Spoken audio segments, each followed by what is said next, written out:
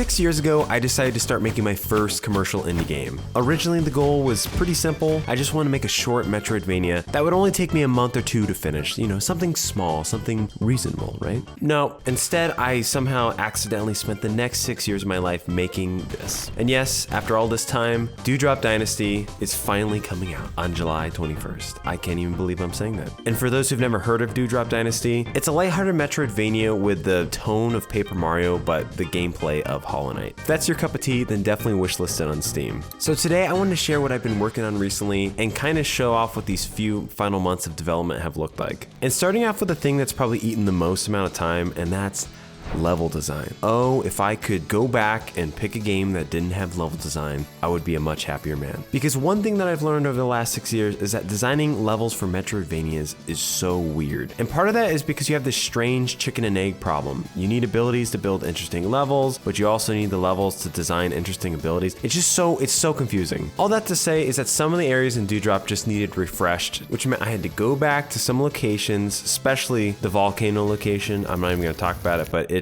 needed some love. And by love, I mostly mean just adding more platforming sections, some puzzle areas, obviously NPCs, towns. So after doing several more passes through these areas, the world feels a lot more alive and complete. And to be honest, I never want to look at another tile map again, okay? I also worked on several more fun new boss fights, but that's all I'll say for now. At this point, I'm trying not to spoil anything because we're so close to the release, but if you want to see a sneak peek at one of the newer bosses, you can see it in Dewdrop's latest trailer. And yes, after 3 years since the Kickstarter, I finally made a new trailer, which I've been planning to do for a long time, but the biggest issue is that the game wasn't fully fleshed out yet, and the last thing I want to do was fake a bunch of shots just to get people excited about the game. So once things finally started coming together, I dusted off Adobe Premiere, watched way too many Derek Liu videos, thanks Derek, and started blocking out shots. Now, some of you might know that my brother Crepe edits all my videos, or he has for like the last 4 years. But when it came to the trailer, I decided to do it as I felt like I had a better sense of how to represent the game, and also because he was busy. And I'm not gonna lie, the rough draft was pretty rough. I'm a little rusty.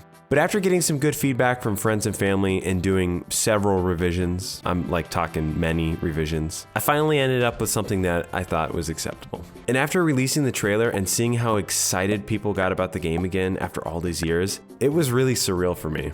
I also made a press kit, which I've never done before, so if you are the press and I'm missing something, please let me know. Another big aspect of the game that I've been working on that probably most people don't think about when they think of a Metroidvania, and that's the story. And yes, you can say environmental storytelling is a big part of the genre, but I also wanted to include cutscenes, which means I need to create a cutscene engine. And if I'm being completely honest, I had no idea how to approach it. In the past, my cutscenes were basically giant chains of if statements, straight up Toby Fox style. And let's be honest, that should be a crime. So instead, I went down this giant rabbit hole learning how to use resources and classes in Godot so I could make an actual engine. The basic idea behind it is pretty simple. Instead of hard coding like every cutscene into one giant nightmare script, every cutscene is just a list of reusable actions. So like activate a script, move a character, shake the camera, play dialogue, zoom in the screen. Each one is its own little resource, then the engine just loops through them one at a time and waits for each action to finish before moving on to the next. Now, of course, now that I had the system, I had to play around with it and I made some weird cutscenes. I have no idea what's happening here.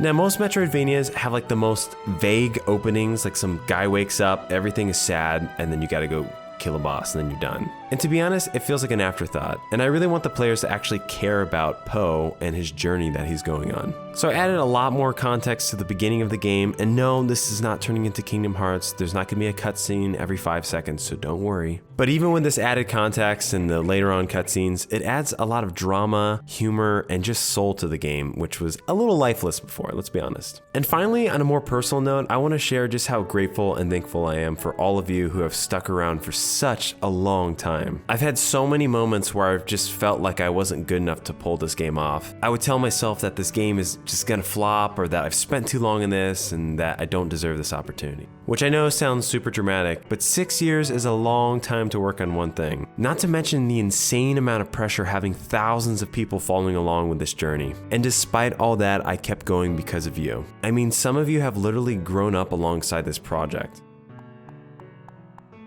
Thank you so much for sticking around all these years. I've never done anything like this before, and I truly hope with all my heart that it's worth the wait. And honestly, regardless of what happens after launch, I'm just so grateful that I got to go on this journey with all of you. Now, one thing I've realized making games over the years is that learning never really stops. Half the videos on this channel are me trying to build games in languages I've never used before, which is honestly why I've worked with Brilliant for so long. A lot of coding resources teach you what to type, but Brilliant focuses way more on teaching you on how to think through problems. And now they've completely rebuilt the platform. This is the new Brilliant, a super intelligent personal tutor for math and coding. It can guide you step by step, draw diagrams, ask questions, and adapt to how you think instead of just throwing information at you. It feels way closer to having an actual tutor sitting beside you than watching just another coding course. And listen, it's not some magic shortcut that makes coding suddenly easy, it just helps difficult concepts actually click. They've got everything from foundational math to advanced coding concepts, all designed by experts from places like MIT, Harvard, and Stanford. So if you want to get better at coding, problem solving, or just understanding the math behind game dev stuff, you can click the link below or scan the QR code to get started with Brilliant's tutor for free. You can upgrade to premium to unlock all the courses, and right now you can save 20% off an annual subscription at brilliant.org/Goodgis. Go check it out. Thanks so much for watching, and if you're curious on why this game took 6 years to make, then check out this video right here. It explains all about it. It's a good one.